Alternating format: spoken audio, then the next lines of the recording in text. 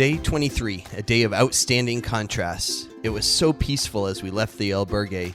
Jody and I enjoyed our walk, just the two of us, through wooded glens. We went through a tiny village or two, but nothing was available for breakfast.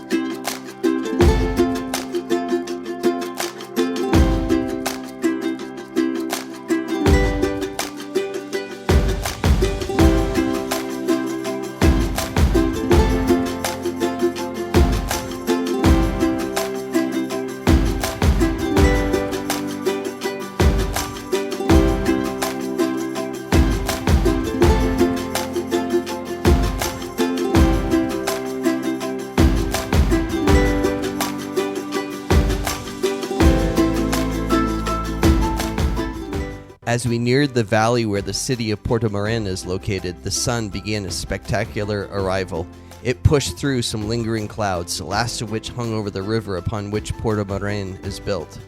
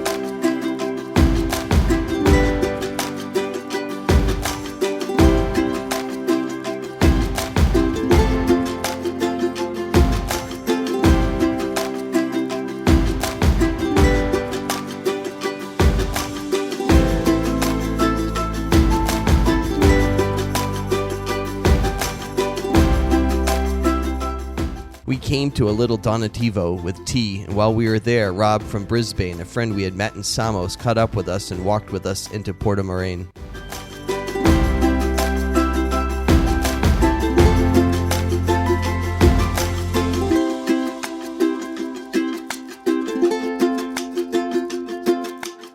The walk into Portomarin is stunning as you come down from a bit of elevation, so you are looking across the river valley.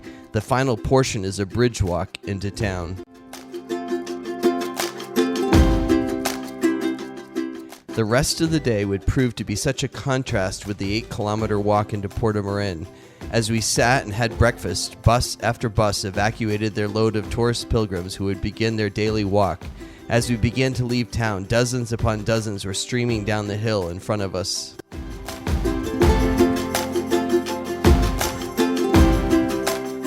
We spent much of the rest of the day surrounded by pilgrims. It felt like New York City's Central Park on a warm spring day. There was a festive spirit, but it lacked the personal touch that earlier portions had, where the pilgrims would all talk with each other. We did use a couple of alternative Camino routes during the day, which offered a bit of respite from the crowds. We finished our day at a lovely hotel in Valos. Our strategy for this portion is to avoid staying in the more common stopping places to try to miss some of the crowds. Obviously, we had gotten into Portomarin at exactly the wrong time and left the town at 9 or shortly thereafter that morning.